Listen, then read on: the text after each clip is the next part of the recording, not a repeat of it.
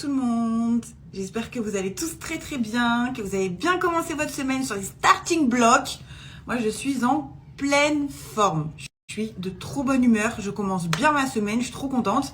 Hier je vous ai posé l'épisode 2 de Mail Explore, je vous ai posé une photo aux urgences à l'hôpital comme ça sur Ali en train de canner et après j'ai disparu. Ça se fait pas de faire des trucs comme ça, je sais, mais en fait on avait tellement de travail avec Kenny, on devait finir plein de montages et tout, du coup en fait je vous ai posté ça et après j'ai disparu, on a bossé et après je me suis endormie. Donc je rassure tous ceux qui ont pensé que c'était une photo et que j'étais à l'hôpital sur l'instant T. Pas du tout, tout va bien, je vais très bien, j'étais juste en train de bosser. La photo des urgences en fait je vous l'ai mise parce que je vous l'avais déjà mise quand j'avais fait la chute à cheval, mais je vous avais pas expliqué le pourquoi du comment. Donc du coup je vous ai mis l'épisode 2 où je fais ma grosse, très grosse chute à cheval.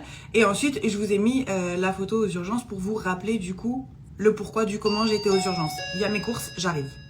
Pour tous ceux qui n'ont pas vu l'épisode 2 de Mail Explore, je vous invite vraiment à aller le voir. Et je dis ça parce que c'est une vraie vérité. Je pense que sur tous les épisodes de la saison, c'est peut-être un de mes préférés, l'épisode 2. Je peux pas m'empêcher de le regarder, de le regarder sans avoir les larmes qui montent aux yeux, sans avoir les frissons et tout. Franchement, il y a plein de souvenirs. Pas que des bons, parce que y a la chute à cheval et que j'ai eu une des plus grosses peurs de ma vie. Pas que des bons, parce que y a la chute à cheval et que j'ai vraiment eu très peur. J'ai eu une des plus grosses peurs de ma vie. Je pensais vraiment que je n'allais plus jamais pouvoir marcher. Voilà, clairement, je ne sentais plus mes jambes au moment de la chute et je pensais vraiment que je n'allais plus jamais marcher de toute ma vie. Pour revenir sur ma chute à cheval, donc on voit dans l'épisode 2 que c'est une chute absolument dramatique. Je monte sur le cheval se cabre.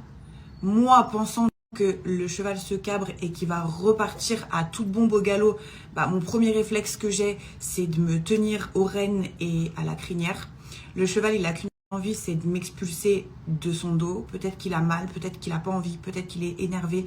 Les raisons, je ne les connais pas.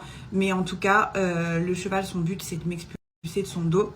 Et en fait, il se jette en arrière et il m'écrase en fait entre son dos et le sol. Donc je me retrouve écrabouillée entre 800 kilos, parce que les talons fait 800 kilos, et le sol absolument pointu, rocailleux. Je sens bien les pointes des cailloux s'enfoncer dans mon dos, et ça c'est une image que j'ai encore en tête, c'est un ressenti que j'ai encore. Sur le moment, vraiment, je pense que j'ai totalement perdu mes jambes. Je suis au sol, j'ai les yeux fermés et je vous promets que je me rappelle comme si c'était hier.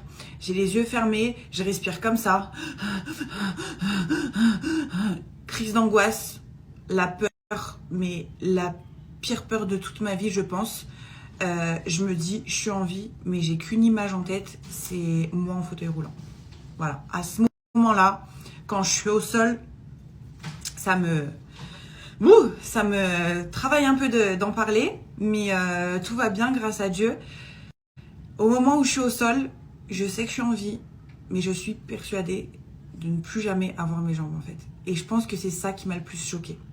Je pense que cette peur bleue de ne plus avoir mes jambes et de me voir finir ma vie en fauteuil roulant, ça m'a plus choquée que la chute en